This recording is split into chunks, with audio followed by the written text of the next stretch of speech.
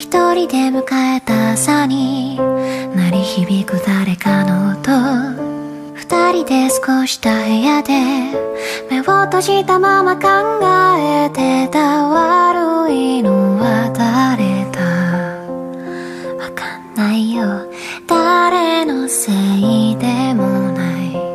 多分僕らは何回だってきっと、そう何年だってきっと、さよならとともに終わるだけなんだ。仕方がないよきっと。